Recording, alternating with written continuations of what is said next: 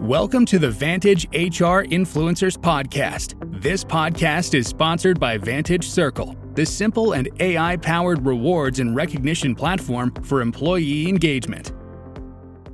The best employees work hard because their work aligns with their personal goals, not because they love their company or their boss. And by assisting them in achieving their personal dreams and aspirations, you can create those employees who go the extra mile to help your company flourish. Hi, everyone. This is Shushmita. Welcome to another episode of the Vantage HR Influencers Podcast. Today, we'll talk about giving flight to our employees' dreams and aspirations. And for the same, I'm so excited to welcome my guest, Jonas Prasanna, the Global HR Business Partner at Boeing. Hi, Jonas. Welcome to the show. Hi, thank you, Susmita, for the opportunity to be part of Vantage Podcast. Thank you for joining me today. And please, would you like to introduce yourself to our audience? And most importantly, I see that you were a part of some of the top and very exciting corporations until your current position. So how do you like to describe your corporate background and your current job role? Okay, my career path was basically carved by what I didn't want to do. So I didn't want to do engineering. I didn't want to do medicine, which was the traditional career paths for any Indian boy or girl. Unlike other folks who kind of fell into HR after trying different paths, I was pretty clear that, HR is the path that I wanted to go. And my journey started, in this wonderful profession through Philips, where I joined as a management trainee. I did a variety of different roles. In HR business partnering, as a learning advisor, as well as in talent acquisition and employer branding. I got the chance to move to Mumbai with Capgemini. And interestingly, Capgemini paid me to be on social media. So I was doing an employer branding and social recruitment role for them, which was pretty exciting. I got to be part of the IPL when it was first launched on Hotstar, now Disney Plus. Yes. And really creating that team from scratch, which was, again, a once in a lifetime kind of opportunity. Very and true. Currently with one of the wonderful companies in the world that is Boeing. Yeah, undoubtedly, Jonas. I also see that you are very passionate about a human-friendly workplace, hiring the best talents from around the world. I got this from your LinkedIn profile. And most importantly, employee engagement. So in fact, everybody is talking about engagement nowadays. So what is your definition of employee engagement and what makes an employee engaged according to you?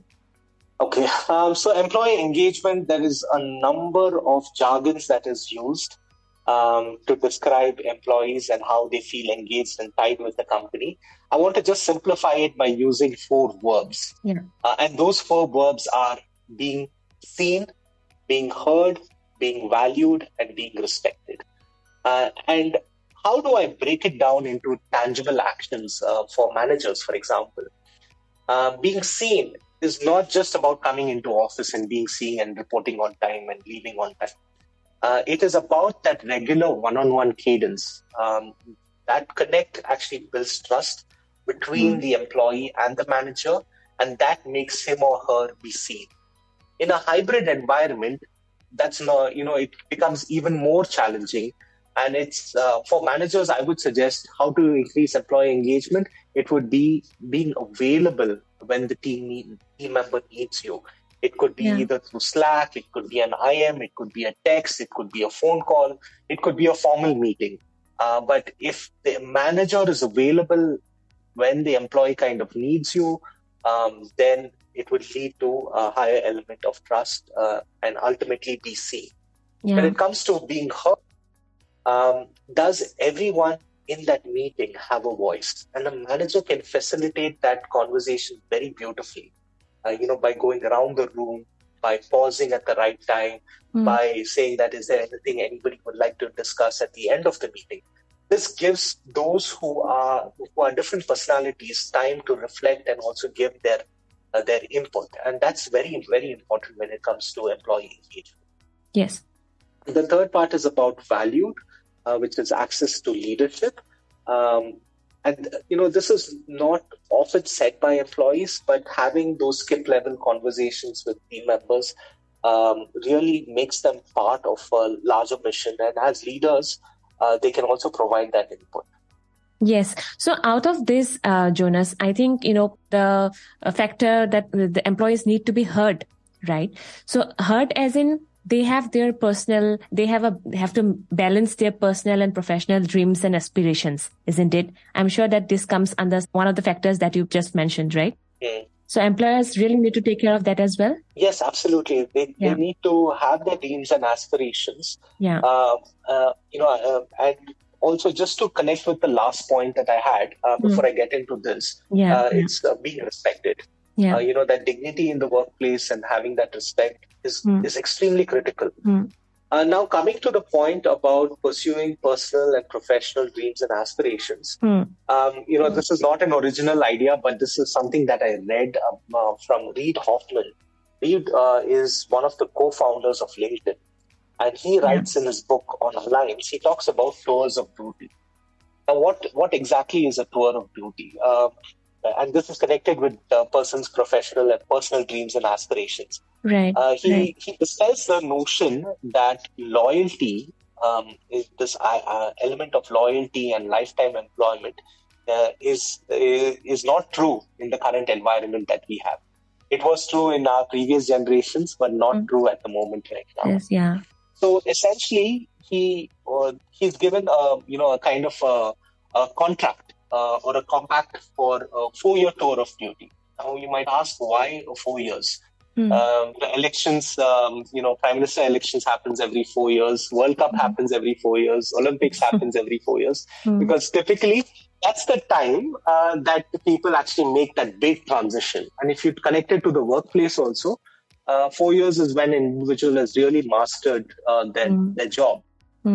So what he does is that in this 4 years, he has a conversation at the end of 2 years to say, how is this individual actually contributing to the company? Say, for example, let me break it down. Let's take the example of a HR. Okay, I joined as a recruiter, but I ultimately want to become a HR business partner. Now, making that transition from a recruiter to a business partner is difficult because you need those kind of experiences to transition into a HR business partner. Right. Now, imagine if you give a tour of duty, thing to a person who's a recruiter and says, hey, make a tangible impact in 4 years' time. Hire this many number of people, hire these kind of quality people. And in that 4 years, I will try and give you projects. I will try and give you assignments. I will try and give you special projects that will help you to learn the skills required as a HR business partner. Now, that is a very compelling proposition for an employee because he would then go back and say, hey, this guy is giving me a path to my professional dream and aspiration. Right. I don't need to look out to another company outside. Yes. And this is a contract that you have. Now, once you're able to deliver, and then the employer also is able to fulfill that promises, the next tour of duty starts. Saying that, okay, I want to get into a COE in, say, for example, total rewards. Now, how do I get into that tour of duty? Because I ultimately want to become a HR head of a company. So that's how you go from this lifetime employment to lifetime employability. And in that small way, you can also address, the professional dreams. Now, somebody might have a personal dream of being an entrepreneur. Now, how does an entrepreneur work in a company and in an established company? There are startup cells within the company. There are entrepreneurship opportunities. So you can also lead the person down that path if they want to be, going down the entrepreneurship route.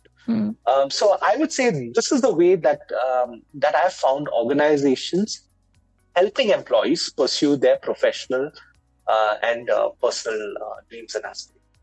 Yeah. So when we talk about personal aspirations, like suppose they don't want to get involved in entrepreneurship and want to be an entrepreneur of their own. Suppose an HR person is like, he wants to be a painter or a singer or something else. So in that case, the very trending topic nowadays, the moonlighting has come up. Yeah. Do you support like moonlighting or you are in against of it? You're putting me on a spot. What I feel is that the company does not own an individual. Okay, the company avails the services of an individual for a fixed period of time. And in that time, the individual needs to be, dedicated to providing the company what they have contracted themselves into.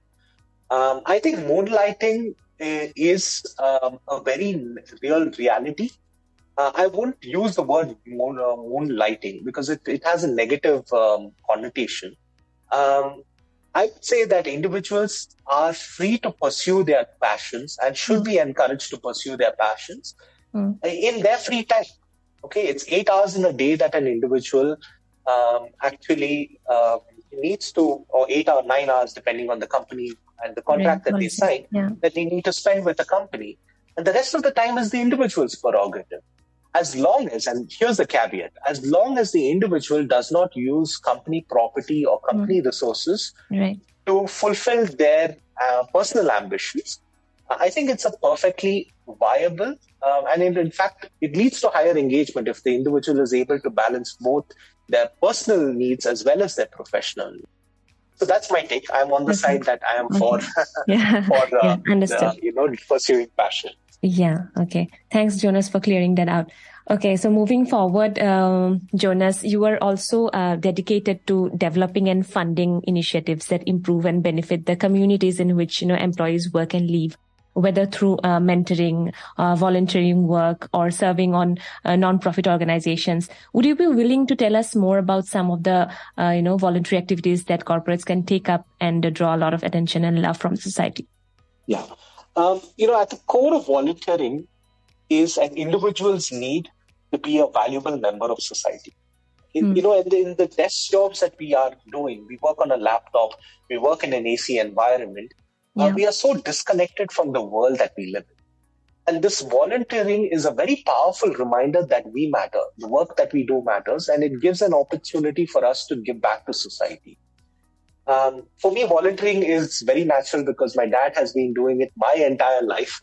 I've seen him giving access, to shelter and education for ragpickers who collect actually waste, building toilets in villages, and now he's currently growing healthy vegetables. Many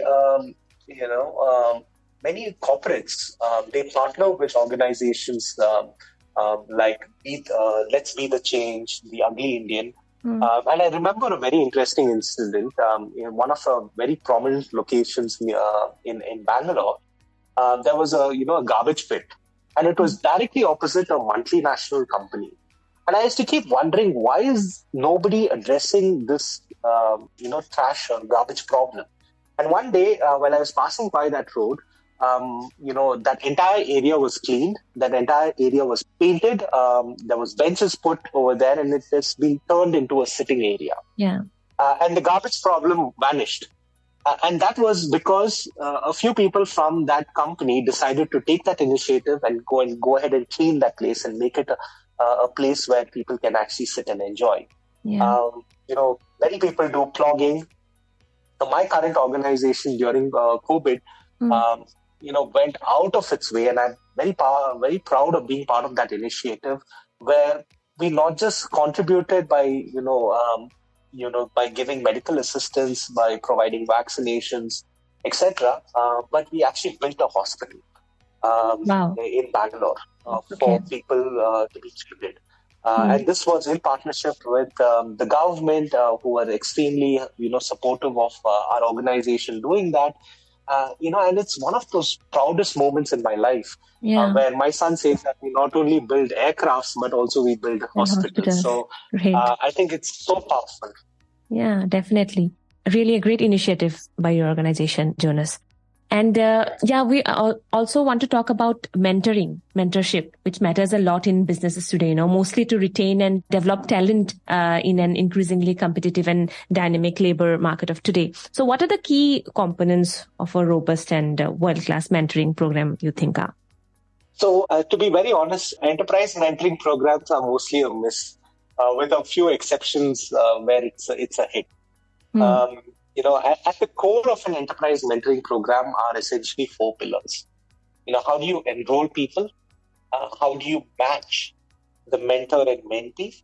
And how do you ensure engagement? And also, last but not least, the duration of mentorship. So these are 4 different components. I can go into a lot more detail, but Right. at a very high level, all of these 4 pillars are very important for the mentorship to stick. When it comes to enrollment, what happens is that if you force people into a mentoring program when they themselves are not ready or willing to give it a shot, then it becomes more of a checkbox activity. Yeah. So I feel an open enrollment is a much more viable option for people. That is, what do I mean by open enrollment? We invite people to either be a mentor or to be a mentee. So there is that element of motivation that I am looking for a mentor or I want to be a mentor. Okay. The second thing is about matching mentor and mentee. Now, matching is a very nuanced process. Now, an admin can match based on skills, preferences, etc. But you need to give a few options to the mentee. Okay, so like you need to give at least 1, 2, or 3 options, and the mentee can have that test phase to go and interact with the mentor and see if they match in terms of the vibes, in terms of their thought process, in terms of what they did. And the mentee needs to then select the mentor. Okay. Most organizations, what happens is that, hey, here's your mentor. Go and become a mentee for them. For all you know, the vibe might not match. And so then it's like, okay, I have to do it. HR is following up with me. I need to complete this activity, and I go through that process. Yeah, it becomes more like a pressure. Correct. Then it becomes pressure. Then the whole element of engagement through mentoring. Okay. So during that mentoring period, you need to make the ability to meet as easy as possible. And even if it is virtual, it is better as long as they are able to connect. So I have a couple of mentees. One of them is based in Japan, and another one is based in India. With both of them, I find, the person that I'm in India, I find it more difficult to meet them because we always are trying to meet in person. So what I said is, okay, let's just put a WebEx invite. We will meet with a defined frequency, and we'll ensure it's there on our calendars so that that conversation happens. And we found that very successful.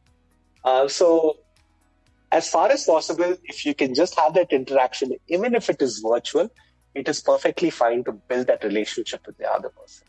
And last but not least, mentoring takes time. It will not happen in 1 or 2 conversations in 1 month, because it takes time to build that trust, to open up, to be vulnerable to each other, to share, to seek advice. So we need to also give that time and space for both the mentor and mentee to get value. And for all some of this, you might also look at your personal experience, Sushmita. There might be 1 or 2 mentors that have stayed with you for decades or, or for many years. Yes. And it's always a go-to person for you. Yeah. Right. So similarly, if it evolves, it will get to that point. So that's what I have to say about enterprise mentoring programs. This is a very interesting topic, actually, enterprise mentoring programs. So maybe we can, it's not a very brief topic. So maybe we can join back for another episode and talk just about mentoring with you. Yes. And Jonas. Absolutely. Yeah. So as you leap into 2023, what would be your tips for the leaders when it comes to balancing and managing employees while giving them the necessary, freedom? Okay. Again, I like to use very simple words. And this is something that, many organizations kind of practice, and that is seek, speak, and listen. Seek information because don't assume that everybody is in the same life state, life condition that you are in. And the more information that you have about the individual, especially in the work that we are doing, in the environment that we are in, it's not always possible to meet the person face to face. So just remember that when you are reaching out to people, when you are interacting with them, have a little bit of grace, in those interactions. Speak is, your voice is important, and it's important to also share it with others. And not keep it within yourself. And last but not least is listening. More often, we are in this habit of responding rather than listening when somebody says something. So just pause and listen. And if you do these three things as leaders, you can manage employees while giving them the freedom, the flexibility to be able to contribute to the organization and also to contribute to their life. Brilliant, Jonas. So we'll have to end our conversation here for today, but it would be great if you can tell us your contact details so that we can put them in the show notes of this episode for our audience who might want to connect to you. Yeah, you can reach out to me through LinkedIn. I'm pretty active. My name is Jonas Prasanna, and on Twitter at Jonas1HR. So those are two places that you can definitely reach out to me, and I'm happy to offer advice and support. Yes, I truly appreciate your wisdom and insight on what we discussed today, Jonas. Your valuable advice would definitely help different teams, especially the leaders, to overcome the challenges that they're facing. So once again, thank you for your time today, and we hope to have you back soon. Okay, thank you, Susmita, for the opportunity. Thanks for listening to the Vantage HR Influencers Podcast. Please do subscribe to Vantage HR Influencers Podcast on Apple Podcast, Spotify, and our YouTube channel for new episodes.